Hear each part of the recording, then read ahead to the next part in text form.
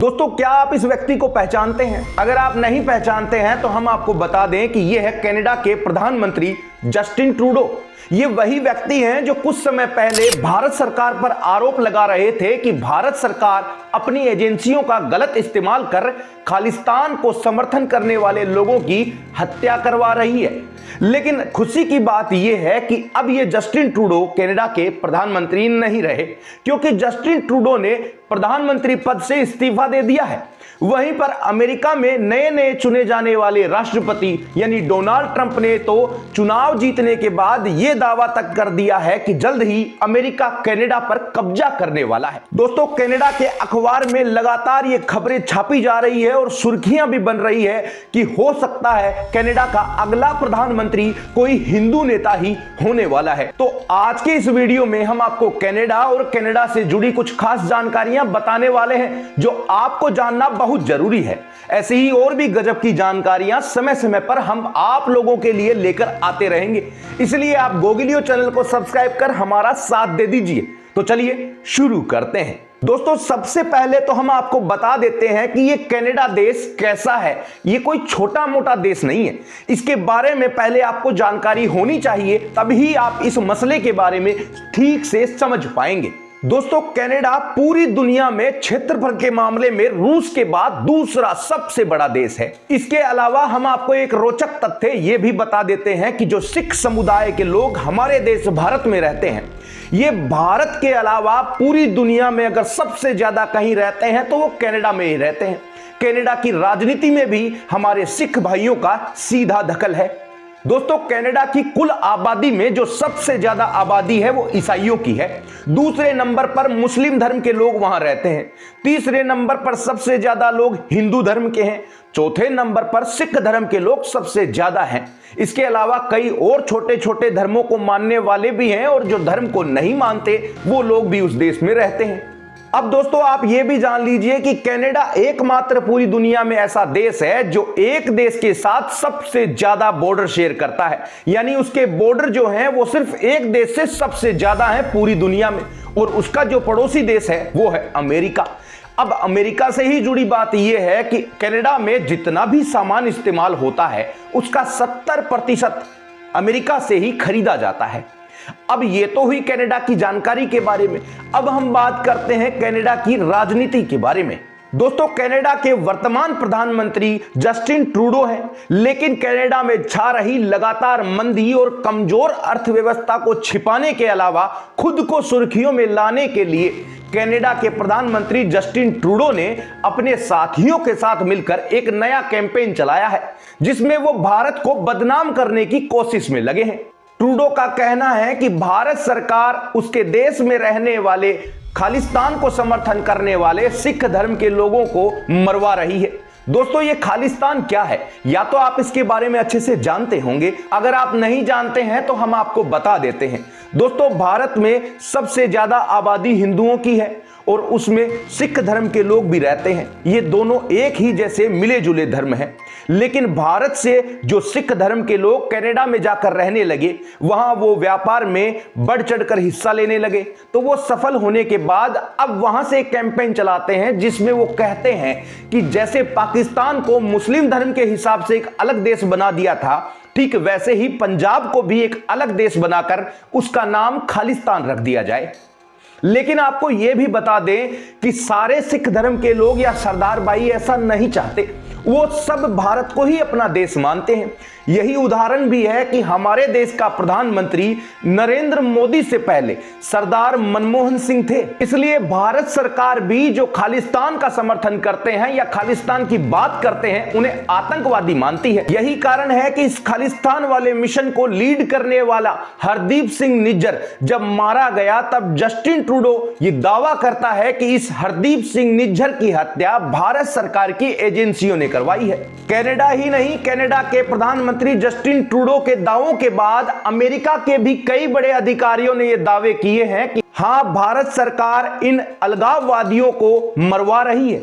लेकिन दोस्तों, पूरी दुनिया में सबसे ज्यादा बड़े क्षेत्रफल वाला दूसरा देश कनाडा और पूरी दुनिया में सबसे ज्यादा जनसंख्या में नंबर 1 देश भारत, इन दोनों के रिश्ते इतने बिगड़ चुके थे इस बयान के बाद। यही कारण है कि ट्रूडो की पार्टी के कई नेताओं ने ट्रूडो से नाराजगी जाहिर की। उनकी पार्टी के कई सांसदों ने भी इस पर खेद जताया। उन्होंने कहा कि ट्रूडो सिखों को खुश कर, खालिस्तानियों का समर्थन कर उनसे वोट बटोरना चाहते हैं, लेकिन वो भूल गए हैं कि सिखों से ज्यादा आबादी कनाडा में हिंदुओं की है। और यही कारण है कि जस्टिन ट्रूडो को इस बात का खामियाजा भुगतना पड़ा और इस्तीफा देना पड़ा। दोस्तों, जस्टिन ट्रूडो ने तो यहां तक भी कहा था कि खालिस्तानियों की हत्या के पीछे भारत सरकार का हाथ है और उनके पास इस बात के पुख्ता सबूत भी है। लेकिन कई बार वो प्रेस कॉन्फ्रेंस में बाद में ये कह भी चुके हैं कि उनके पास ऐसा कोई सबूत हाथ नहीं लग पाया।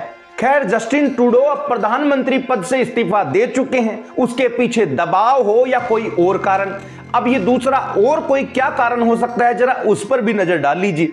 दोस्तों, कनाडा जिस देश से सबसे ज्यादा बॉर्डर शेयर करता है वो है अमेरिका। अमेरिका की वर्तमान जो बाइडेन सरकार से जस्टिन ट्रूडो का तालमेल ठीक ठाक सा है, लेकिन अमेरिका में जब पहले डोनाल्ड ट्रंप की सरकार थी तब इनसे रिश्ते ठीक नहीं थे।